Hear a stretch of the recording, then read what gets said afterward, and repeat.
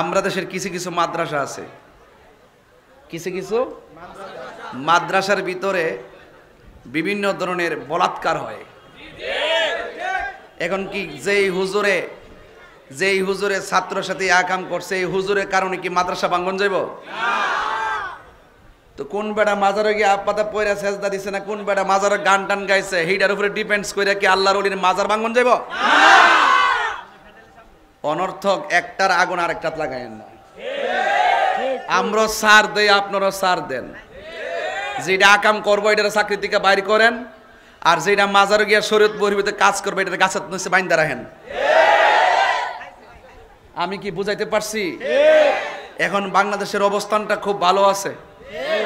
উলামায়ে কেরামগণ যারা আছেন, এই উলামায়ে কেরামগণ সকল ভেদাভেদ সকল কিছু বইলা যায় একবার এক হওয়ার সময়।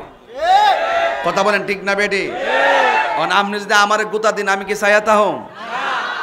গতকাল দেখছেন না, 3 দিন আগে ওই কোনার মধ্যে বইয়া থেকে একটা প্রেস বিজ্ঞপ্তি দিয়েছিল ইসলামিক ফাউন্ডেশন, যে পবিত্র মিলাদুন্নবী পালিত হবে, ঈদ শব্দ বাদ দিয়ে দিছিল। মাত্র 2 দিন ফেসবুকে সবুজ কালার দিয়া তুফান দিলাম। 24 ঘন্টার গেছে না, 14 ঘন্টার ভিতরে আবার ঈদ শব্দ লাগাইতে বাধ্য হইছে। কথা কি ঠিক আছে? ধর্মের কোন সংস্কার, আপনি বিল্ডিং লাল ছিল সাদা করেন, অসুবিধা নাই। আপনি এক বিল্ডিং ভাঙ্গা আরেক বিল্ডিং করেন, অসুবিধা নাই। আপনি এক ভবন পাল্টে আরেক ভবন করেন, অসুবিধা নাই। কিন্তু ধর্মের কোন জিনিস যদি পরিবর্তন করতে হয়, তাহলে আহলুস সুন্নাত ওয়াল জামাতের সাথে আকীদার উলামায়ে কেরামদের সাথে বসে পরিবর্তন করতে হবে। কথা বলেন ঠিক না? সব জায়গায় জোর দেখাবেন না। সব জায়গায় জোর দেখালে নিজের খুঁটি দুর্বল হয়ে যাবে। যেই প্ল্যান আর যেই স্বপ্ন দেখতেছেন, এই স্বপ্ন পূরণ হবে না। আমি জানি যে ওনারা জিয়ারত মানে, কিন্তু আমরা যেভাবে জিয়ারত করি এইভাবে ওনারা জিয়ারতে যায় না। এটা হইলো আমরার সাথে একটা হিংসা আর কি। এখন সব হিংসা বন্ধ করতেইব। জিয়ারত সুন্নত, মাজার জিয়ারত সুন্নত, মাজারে সেজদা করা হারাম। আল্লাহ ছাড়া কাউকে সেজদা করা যাবে না।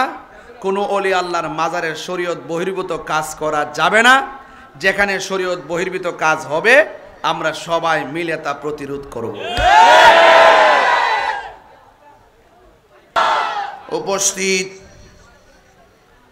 আজিমুসান নরসিংদী শিবপুর কারারচর মধ্যপাড়া খানকা শরীফ সংলগ্ন স্কুল মাঠ কামাল্লা দরবার শরীফের হযরত পীর সাহেব হুজুরের শুভ আগমন উপলক্ষে আজকের আয়োজিত ওয়াজ ও দোয়ার মাহফিলে সম্মানিত প্রধান অতিথি আমিরে শরীয়ত মাহতাবে তরিকত পীরে কামেল আলহাজ মাওলানা মোহাম্মদ হাবিবুর রহমান খন্দকার সাহেব মদ্দাজিল্লাহুল আলী পীর সাহেব হুজুর কামাল্লা দরবার শরীফ, হুজুর অসুস্থ, আল্লাহ পাক যেন হুজুরকে পূর্ণ সুস্থতার সাথে নেক হায়াত দান করে, বলুন আমিন। প্রধান আলোচক কামাল্লা মদিনাতুল উলুম কামিল মাদ্রাসার হেড মুহাদ্দিস পীরজাদা শাহ আবু নসর মোহাম্মদ সাইফুর রহমান খন্দকার শাহ সাহেব মদ্দাজিল্লাহুল আলী, সভাপতি আলহাজ মোহাম্মদ গোলাম সরোয়ার দুলাল ভূঁইয়া সাহেব, প্রধান আকর্ষণ হযরতুল আল্লাহ মাওলানা মহসিন কবির ইউসুফী সাহেব, সার্বিক তত্ত্বাবধানে হাফেজ মাওলানা মোহাম্মদুল্লাহ ভূঁইয়া সিদ্দিকী সাহেব। মাহফিল পরিচালনা করেছেন জনাব মোহাম্মদ সাইফুল ভাই সহ ওয়া মুবাল্লিগিন উলামায়ে কেরাম। যে আল্লাহ রাব্বুল আলামিন আমাদের সকলকে আজিমুসান এই মাহফিলে আসার বসার কথা বলা এবং শোনার তৌফিক দিয়েছেন, এই জন্য শুকরিয়াতান সকলে পড়ুন আলহামদুলিল্লাহ।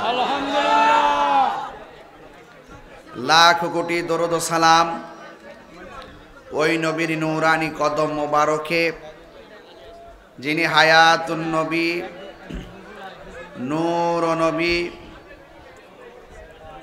গায়েবের খবর দেনেওয়ালা হুজুরপুর নূর সাল্লাল্লাহু আলাইহি ওয়াসাল্লামের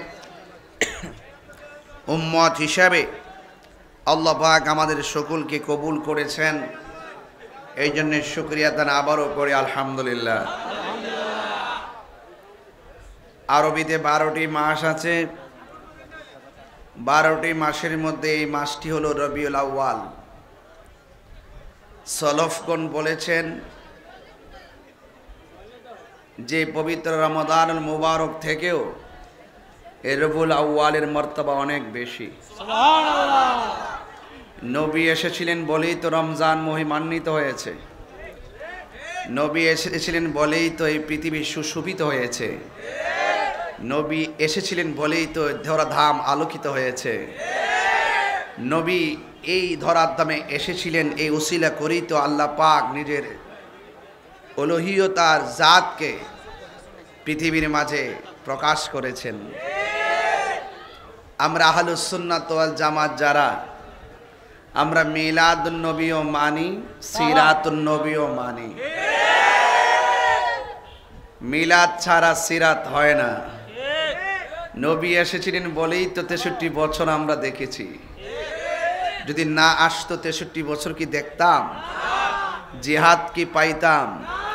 শরীয়ত কি পাইতাম? রোজা কি পাইতাম? হজ কি পাইতাম?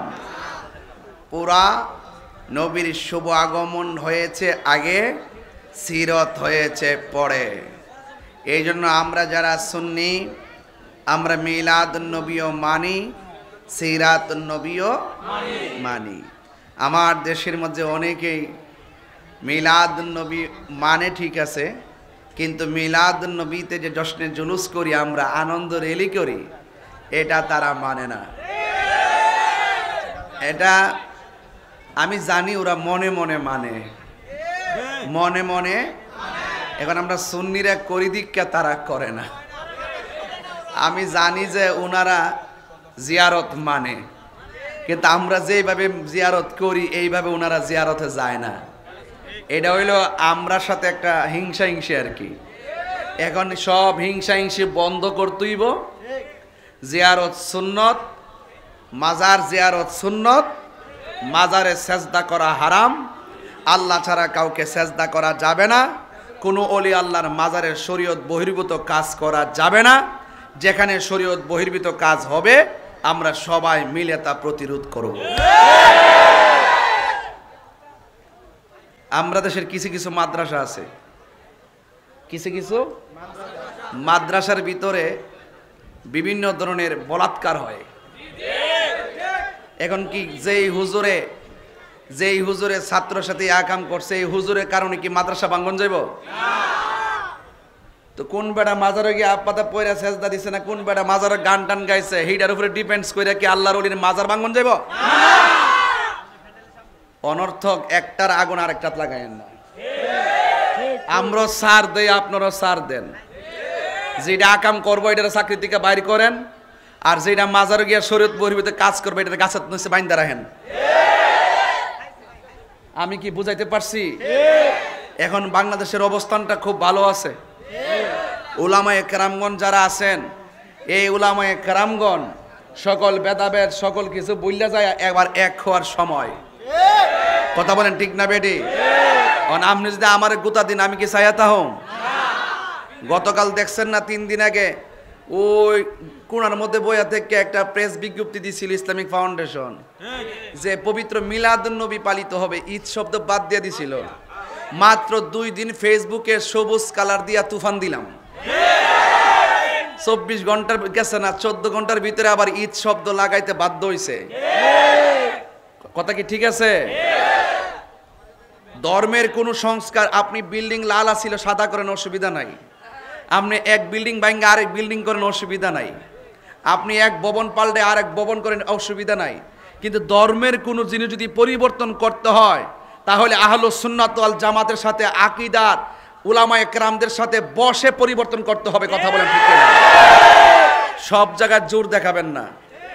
সব জায়গায় জোর দেখালে নিজের খুঁটি দুর্বল হয়ে যাবে। যেই প্ল্যান আর যেই স্বপ্ন দেখতেছেন, এই স্বপ্ন পূরণ হবে না।